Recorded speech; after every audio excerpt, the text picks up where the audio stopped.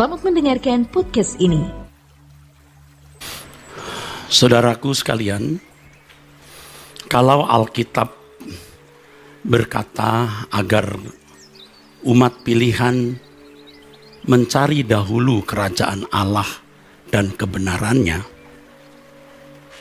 Matius pasal yang ke-6 ayat yang ke-33, berarti umat pilihan harus menggumuli kerajaan Allah, harus memperkarakan kerajaan Allah dengan serius. Menggumuli kerajaan Allah, menggumuli kerajaan surga, maksudnya umat pilihan atau orang percaya harus berusaha untuk menjadi anggota keluarga kerajaan surga yang baik. Menjadi anggota keluarga kerajaan surga yang benar. Mengapa anggota keluarga kerajaan surga?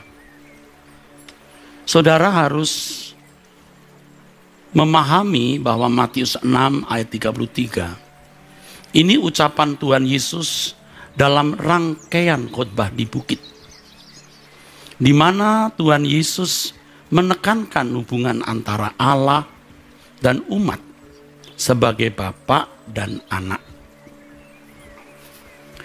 Sejak Yesus datang menyediakan anugerah keselamatan, manusia dimungkinkan kembali menjadi anak Allah. Ya, tentu mereka yang mau dipimpin oleh Roh Allah. Sebab hanya orang yang dipimpin Roh Allah yang disebut atau yang menjadi anak Allah. Roma 8 ayat 14. Ingat saudara Kejadian pasal 6, anak-anak Allah menikah dengan anak-anak manusia. Anak-anak Allah di situ maksudnya keturunan Set yang masih dipimpin Roh Allah. Sedangkan anak-anak manusia keturunan Kain yang tidak dipimpin Roh Allah. Tapi ternyata manusia daging adanya. Maka Roh Allah undur dengan hati yang pilu karena kejahatan manusia. Nah, saudara, anak-anak Allah dapat kembali dimiliki. Maksud saya, kehidupan sebagai anak-anak Allah kembali dapat dimiliki sejak Tuhan Yesus datang dan memberi anugerah keselamatan. Karena anugerah keselamatan memungkinkan manusia dipimpin Roh Allah. Jadi saudara, ini penting sekali. Sejak Yesus datang ke dunia, ia menyediakan anugerah keselamatan, manusia dimungkinkan kembali menjadi anak Allah, tentu mereka yang dipimpin oleh Roh Allah. Sebab banyak orang yang dipimpin Roh Allah adalah anak Allah. Jadi kalau tadi saya singgung bahwa maksud kalimat carilah dahulu kerajaan Allah dan kebenarannya adalah agar kita menjadi anggota keluarga kerajaan surga. Dalam khotbah di bukit, Tuhan Yesus juga berulang-ulang menyebut Allah sebagai Bapakmu yang di surga. Berulang-ulang. Please saudara periksa. Matius pasal 5, pasal 6, pasal 7, berulang-ulang disebut Bapakmu yang di surga. Hal ini jelas sekali mengisyaratkan Allah bisa menjadi Bapa bagi manusia. Jadi zaman anugerah adalah masa di mana Allah membuka tangan bagi mereka yang mau menjadi anak-anak Allah. Di dalam Matius pasal 6 itu juga Tuhan Yesus berbicara agar orang percaya tidak khawatir mengenai apa yang akan dimakan dan dipakai. Sebagai anak-anak Allah pasti dipelihara oleh Bapa. Tuhan Yesus mengatakan, Bapamu yang di surga tahu bahwa kamu membutuhkan semua itu.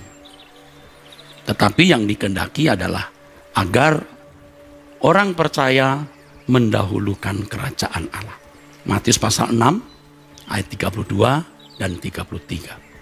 Saudaraku sekalian, pada dasarnya menggumuli kerajaan surga itu menjadikan hal memiliki kehidupan seperti Yesus menjadi atau sebagai satu-satunya pergumulan hidup. Sebab Yesus adalah model anak Allah. Ini loh model anggota keluarga kerajaan. Ini loh modelnya. Jadi keselamatan tidak boleh dipisahkan dari perubahan untuk menjadi serupa dengan Yesus untuk memenuhi kriteria kualifikasi sebagai anggota keluarga kerajaan Allah. Keselamatan tidak boleh dilepaskan dari kehidupan yang sempurna seperti Bapa, serupa dengan Yesus. Kehidupan yang kudus seperti Allah kudus, serupa dengan Yesus. Jangan dipisahkan. Sebab selama ini tanpa sadar ada usaha untuk memisahkan atau membungkam.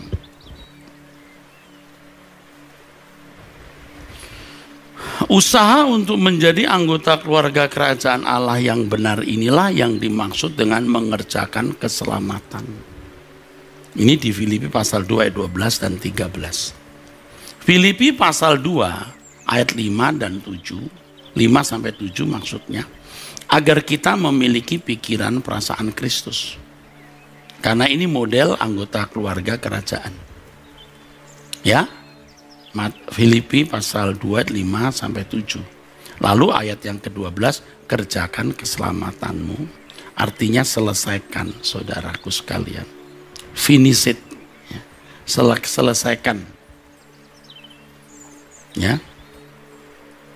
Katergesisti. Maka Allah akan memberi kamu energi, energeo. Kita mengerjakan, Allah memberikan energi. Menggumuli kerajaan Allah atau mengerjakan keselamatan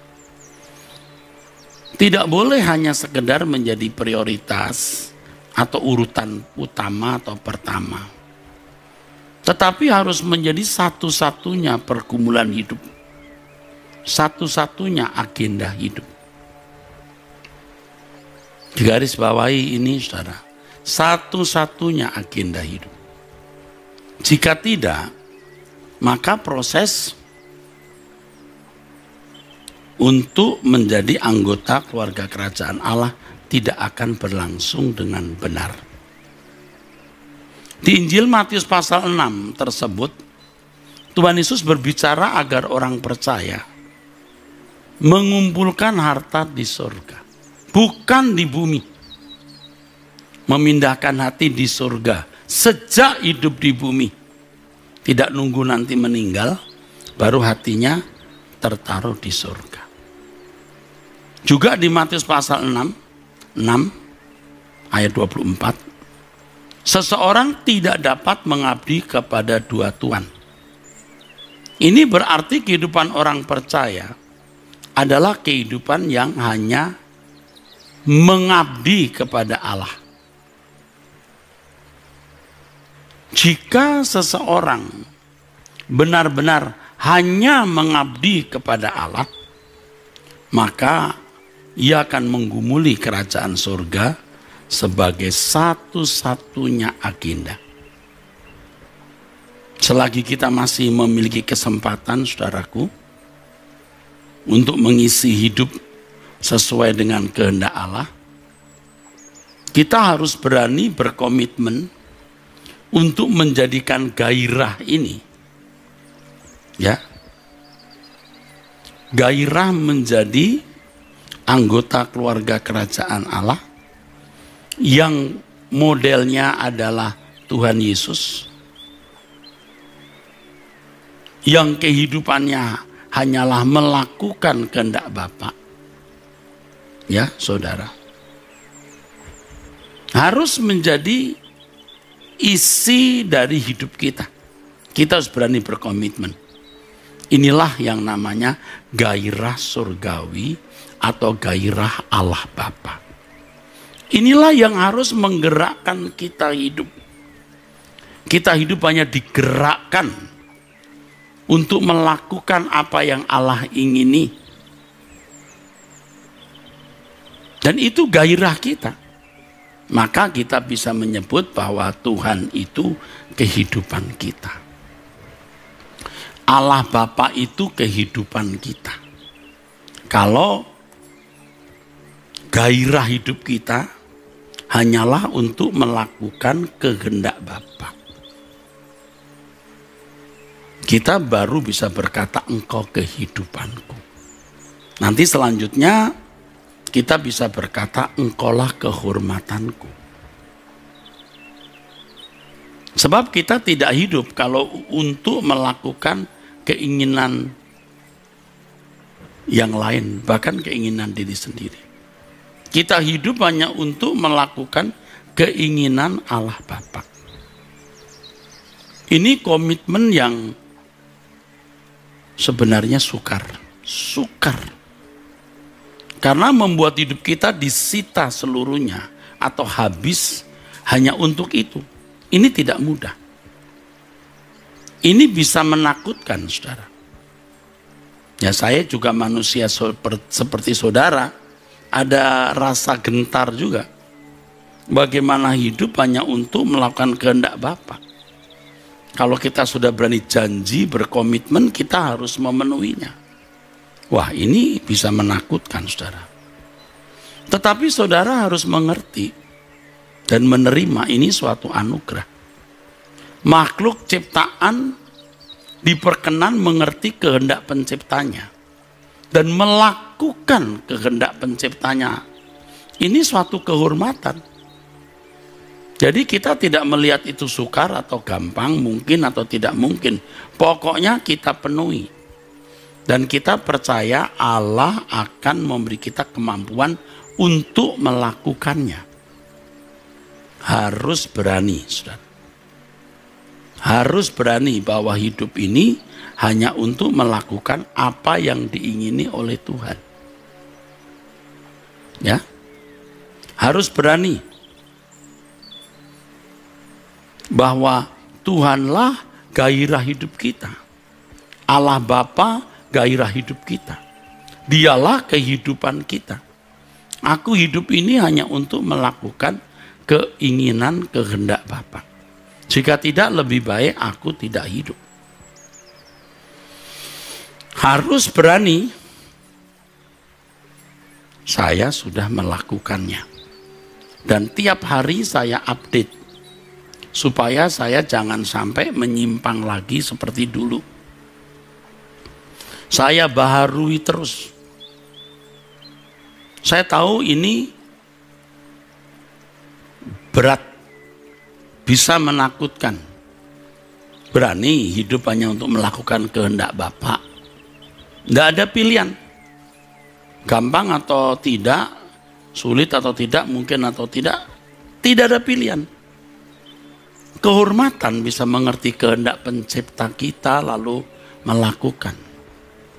Karena hal ini langka atau hampir tidak dilakukan oleh manusia pada umumnya, maka hal menjadikan hal ini melakukan keinginan Bapa menjadi satu-satunya gairah hidup menjadi asing bagi banyak orang, termasuk bagi sebagian besar orang Kristen.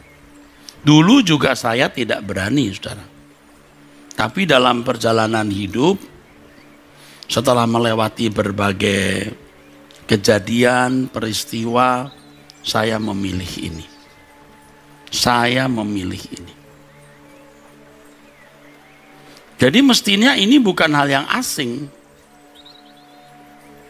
Ini mestinya hal yang sudah akrab dalam hidup kita, sebab memang keselamatan itu memiliki fokus ini.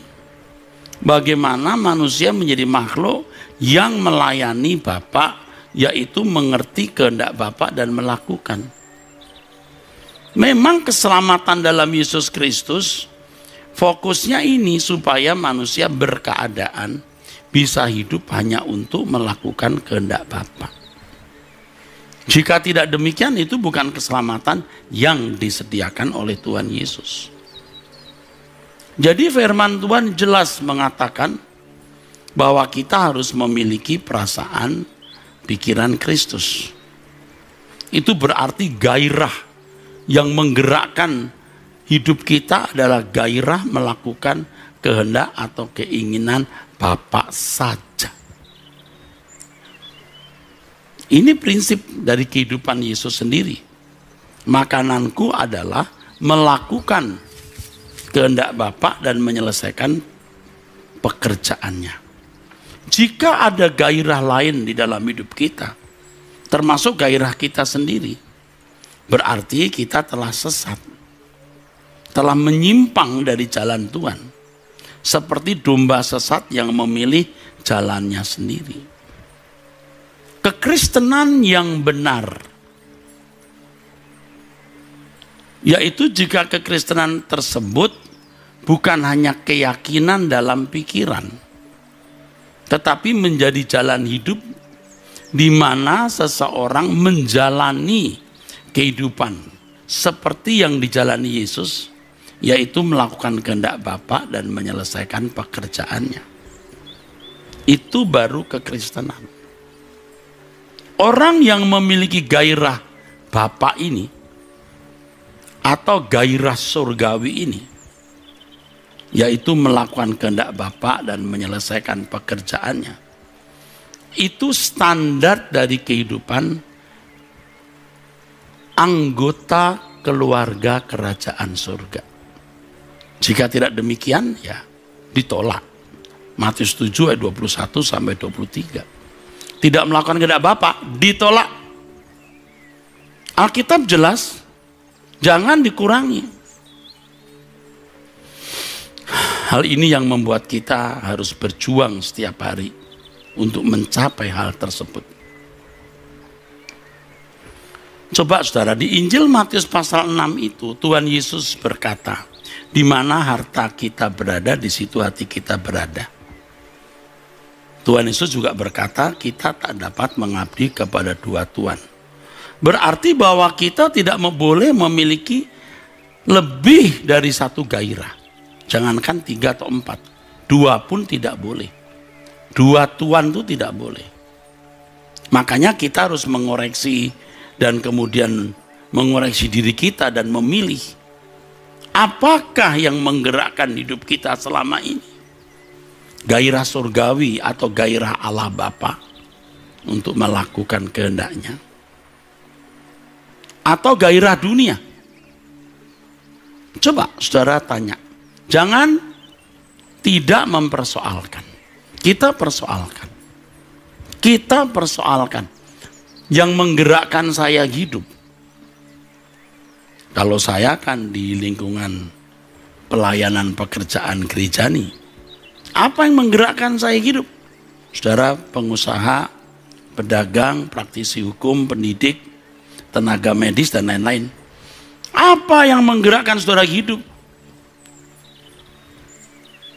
Kalau Alkitab berkata 1 Korintus 10 ayat 31, jika engkau makan atau jika engkau minum atau jika engkau melakukan sesuatu yang lain, lakukanlah semua itu untuk kemuliaan Allah. Itu gairah, cuman satu. Melakukan apa yang memuliakan Allah. Di bagian lain firman Tuhan mengatakan, bagiku hidup adalah Kristus dan mati adalah keuntungan. Satu gairah. Hidup adalah Kristus. Di bagian lain dalam Alkitab firman Tuhan mengajarkan, hidupku bukan aku lagi tapi Kristus yang hidup di dalam aku. Galatia 2 ayat 19 sampai 20. Tidak ada gairah lain. Gairah Kristus. Yang prinsipnya melakukan kehendak Bapa dan menyelesaikan pekerjaannya. Ayat-ayat firman Tuhan ini jelas menunjukkan bahwa dalam hidup ini kita memang harus hanya memiliki satu gairah. Kalau kita membaca Alkitab Perjanjian Baru, ya kita dapat menemukan dan tidak bisa dibantah. Tidak ada peluang sedikit pun kita boleh memiliki gairah yang lain. Satu-satunya gairah yang kita harus miliki adalah gairah surgawi. Atau gairah Allah Bapa, melakukan apa yang Bapa ingini. Pada umumnya atau hampir semua orang hidup dalam gairah dunia. Gairah ini yang menggerakkan seseorang menjalani hidup. Dari kanak-kanak sampai tua, sampai meninggal dunia. Ya, banyak orang hidup dalam gairah dunia ini. Keinginan untuk meraih dan memiliki apa yang orang lain miliki, serta menikmatinya. Dan menjadikan hal itu sebagai kebahagiaan hidup. Wajar toh? Tapi kalau saudara anak Allah tidak wajar. Kasarnya, tegasnya tidak boleh. Karena itu percintaan dunia. Mungkin Anda mulai berkata, Pak, apa nggak lebay itu Pak? Kalau Tuhan Yesus hidup zaman sekarang, dia akan khotbah seperti yang saya khotbahkan. Tidak ada peluang untuk dunia.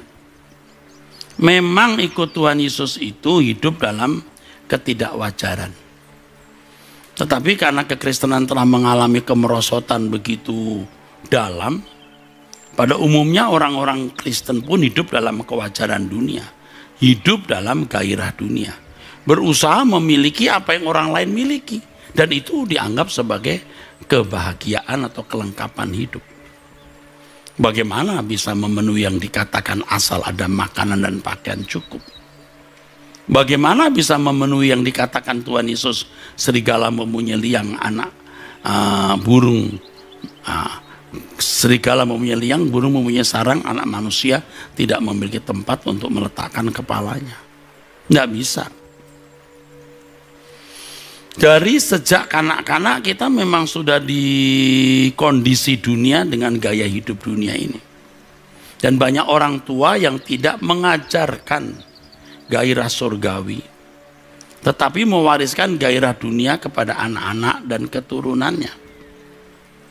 Sehingga gairah dunia melekat di dalam kehidupan banyak orang Kristen. Seharusnya saudara, sejak kita mengenal Yesus, ya, mengenal keselamatan dalam Yesus Kristus, gairah duniawi ini harus diganti dengan gairah surgawi. Ya, prinsip-prinsip hidup Tuhan Yesus harus kita kenakan. Kita bukan berasal dari dunia ini, dunia bukan rumah kita. Kita harus kudus seperti Allah kudus. Jika kita memenuhinya, barulah kita dapat dikatakan sebagai manusia baru. Mengalami benar-benar kelahiran baru. Sebab manusia baru itu ditandai dengan gairah surgawi. Jika tidak, berarti masih mengenakan manusia lama. Manusia lama yang kulitnya saja kelihatannya manusia baru. Kalau saudara bisa memberi sesuatu untuk orang miskin, itu bisa didorong oleh ego lama kita. Karena hal itu menyenangkan, apalagi kalau sampai orang bisa melihat atau tahu. Tetapi kalau kita sudah memiliki kodrat ilahi, itu ekspresinya itu, ya, tindakan-tindakan yang kita lakukan itu buah dari kodrat ilahi yang ada di dalam diri kita. Nah, untuk hal ini lain waktu saya bicara, ya. Yesus menolak tawaran iblis untuk mencintai dunia. Ini gairah dunia. Ketika iblis menunjukkan keindahan dunia, lalu berkata, semua ini kuberikan kepadamu kalau kau menyembah aku. Yesus berkata, kamu harus menyembah Tuhan Allahmu dan hanya kepada Dia saja kamu berbakti. Lukas 4 ayat 5-8. Menyembah artinya memberi nilai tinggi atau menghargai Allah lebih dari segala sesuatu, dan mengabdi artinya melayani. Nah, pelayanan yang sesungguhnya adalah melayani keinginan Allah Bapa. Dan inilah gairah surgawi itu. Saudara harus berani berkomitmen. Aku tidak memiliki gairah lain. Aku tidak akan mengizinkan gairah lain dalam hidupku kecuali hanya melakukan kehendak Bapa. Saudara berani berkomitmen ini lalu benar-benar menjalani hidup, ya, melakukan kehendak Bapa, Tuhan menjadi kehidupan saudara. Itu indah sekali, saudara. Itu kehormatan. Suatu hari kita ketemu Allah Bapak kita. Wow, luar biasa. Kita sudah akrab dengan pikiran perasaannya yang selalu kita penuhi. Jadi setiap kata yang kita ucapkan, setiap gerak pikiran perasaan kita, setiap kata termasuk kalimat yang kita tulis di gadget, ya. Setiap keputusan kita, setiap pilihan kita, cita-cita kita, renungan hati kita, semua harus sesuai dengan kehendak Allah. Tidak boleh yang bertentangan dengan kehendak Allah. Itu harus kita gumuli, kita harus berani berkomitmen itu. Apalagi kalau usia saudara sudah 50 tahun ke atas. Harus benar-benar nekat. Supaya kita itu bisa mendapat pengakuan dari Allah, ini anakku yang kukasih, kepadanya aku berkenan. Anda jangan coba-coba belum memiliki pengakuan ini sudah meninggal. Gemetar Anda. Benar. Anda gemetar. Anda baru tahu betapa kurang ajarnya hidup saudara terhadap Allah yang maha kudus dan maha mulia. Saya tidak mau kurang ajar lagi, maka saya berkomitmen ini. Dan saya mengajak saudara berkomitmen ini. Ya? Kita harus menyadari kita itu tidak berhak memiliki hidup karena kita sudah dimiliki oleh Tuhan. Tanpa gairah surgawi, tidak mungkin seseorang bisa melayani Tuhan. Tidak mungkin. Dalam hal ini bisa terjadi ada orang-orang yang melakukan kegiatan gereja yang disebut pelayanan dan menyandang gelar hamba Tuhan, tapi sebenarnya bukan melayani Tuhan dan tidak pantas menyandang sebutan hamba Tuhan. Sebagai akibatnya memang, ya, kalau orang-orang seperti itu melayani kegiatan gereja, jemaat yang dilayani tidak pernah memiliki gairah surgawi. Hidupnya wajar. Kemerosotan gereja ini sudah terjadi selama berabad-abad. Dan kita dapat melihat hal ini di lingkungan sekitar kita. Termasuk hidup kita dulu, saudara. Ayo, kita punya komitmen, tekad. Aku hidup hanya untuk melakukan kehendak Bapa. Ya, itu gairah hidupku. Itu kehidupanku. Betapa beruntungnya kalau kita bisa memiliki kehidupan seperti ini, saudara. Betapa beruntungnya. Hanya tunggu waktu saja kita meninggal dunia. Kita bertemu dengan Sang Khalik Pencipta yang kita panggil Bapa. Makanya saya ajak saudara untuk menyadari kita itu ciptaan, saudara. Diciptakan hanya untuk menyukakan hati Allah. Kita ini dibuat ada oleh Tuhan. Anda tidak dijadikan seperti ikan koi atau seperti monyet atau kucing atau kodok atau anjing atau babi atau sapi. Anda jadi manusia. Kau yang membuatku ada. Ketika kita dalam dosa pun dia selamatkan kita. Aduh saudara, kok kita bisa loh merasa memiliki hak untuk hidup suka-suka kita. Benar-benar keterlaluan. Dan itu yang pernah kita jalani, itu juga yang pernah saya jalani. Sekarang saya mengajak saudara bertobat. Jangan takut. Ini pilihan yang terindah, termulia dalam hidup. Melayani keinginan Bapa atau melakukan kehendaknya, itu inti pelayanan. Jangan diganti sekedar kegiatan-kegiatan di lingkungan gereja. Jangan sampai meleset. Ini bukan berarti tidak boleh melakukan kegiatan pelayanan di lingkungan gereja. Tetapi yang penting adalah dalam kehidupan setiap hari, kita melakukan keinginan Bapa yang itu tentu menyenangkan hati Bapa.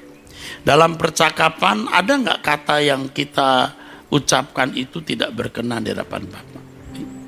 Pertimbangkan. Waktu kita menulis satu tulisan di gadget kita menulis SMS, apalagi di media sosial, kita harus perkarakan Bapak berkenan tidak. Anda nonton film saja mesti bertanya, Tuhan suka nggak dengan film ini? Kalau tidak, jangan ditonton.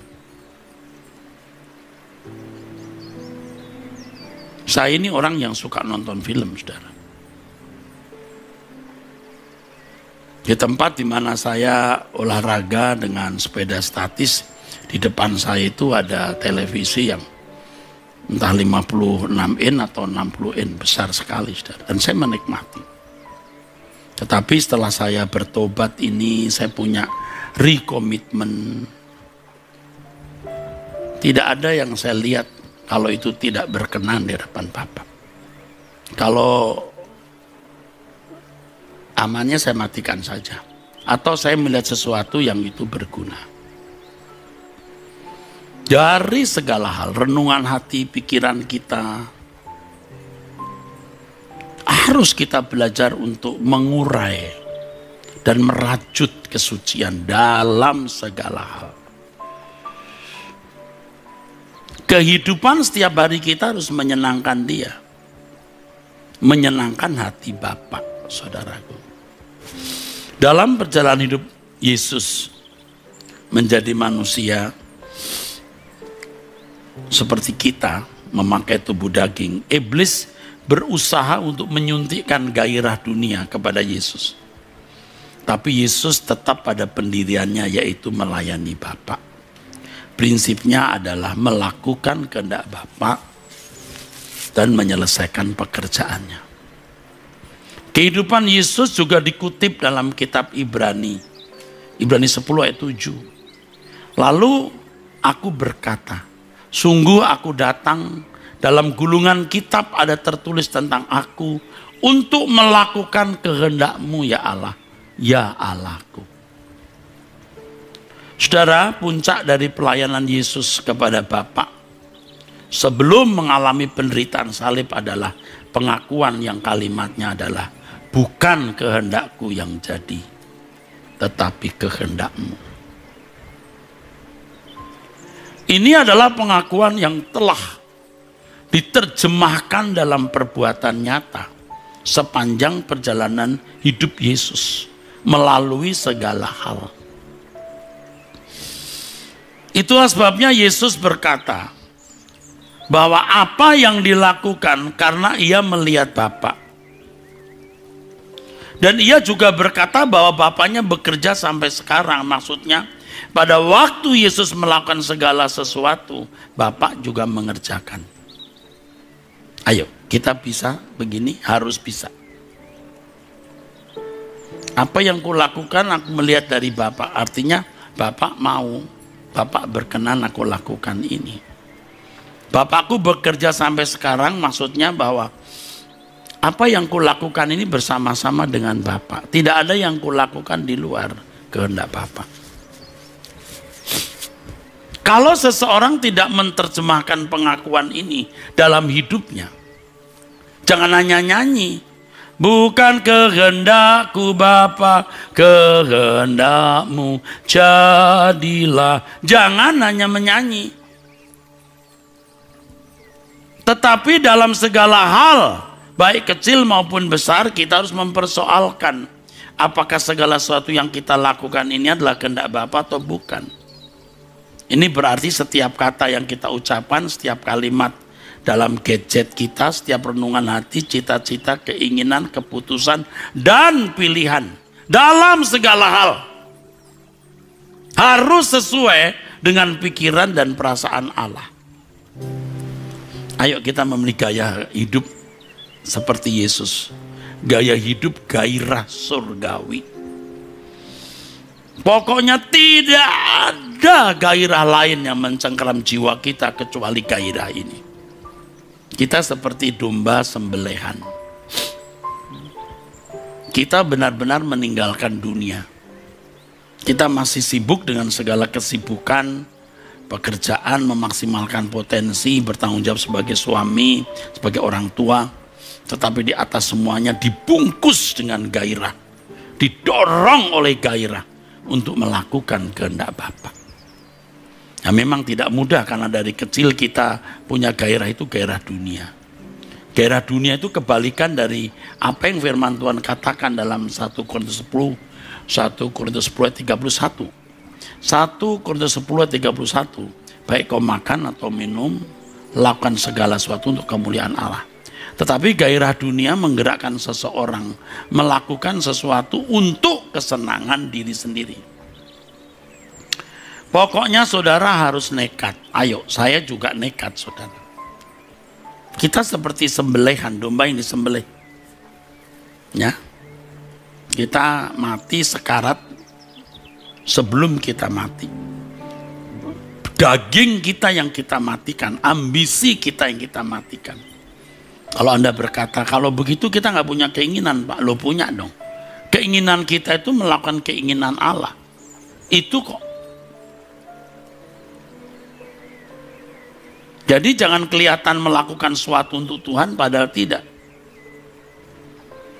Hanya memberikan sebagian hidup atau seringkali hanya remah-remahnya. Saudara jangan main-main loh. Yang saya katakan ini kalau Anda nggak turuti, Anda ketemu Tuhan, Anda menyesal. Saya tidak tahu dengan bahasa apa lagi saya mesti menjelaskan hal ini. Jangan memberi remah-remahnya atas sebagian hidup kita. Kita harus hidup 100% atau tidak sama sekali. 100% untuk Tuhan atau tidak sama sekali. Karena kita tak dapat mengabdi kepada dua Tuhan. Orang-orang yang hidup dalam gairah duniawi biasanya tidak pernah berpikir bahwa ada kehidupan di dunia lain, yaitu di langit baru, bumi baru. Tentu orang-orang seperti ini fokusnya adalah hidup untuk dunia hari ini. Mereka adalah orang-orang yang hidup tanpa pengharapan. Sebab pengharapan yang mereka miliki hanyalah kesenangan dunia. Kesenangan di bumi hari ini yang sementara. Dan itu jumlahnya banyak sekali. Kalau jujur saya harus mengatakan sebagian besar orang Kristen. Mereka ikut memilih untuk meletakkan pengharapan kebahagiaan hidup di bumi ini. Bukan dunia yang akan datang. Banyak orang Kristen memilih menjadi manusia hari ini. Bukan manusia hari esok. Aduh saudara, kita harus berubah saudara. Harus bertobat. Setiap kita harus memilih mau menjadi manusia hari esok. Bukan manusia hari ini. Ya memang karena hampir semua manusia memilih hidup sebagai manusia hari ini pengaruhnya luar biasa. Ya ikut meracuni kita dan kita ikut terpapar oleh pengaruh gairah duniawi itu saudaraku. Padahal mestinya seperti yang dikatakan 1 Petrus 1 ayat 13. Maksud saya satu tulisan Petrus ya. Letakkanlah seluruh pengharapanmu pada penyataan kedatangan Tuhan. Ya, kalau saudara tidak menaruh pengharapan pada penyataan kedatangan Tuhan berarti menyia-nyiakan keselamatan. Seperti Esau yang menukar kesulungan dengan semangkok makanan. Amin.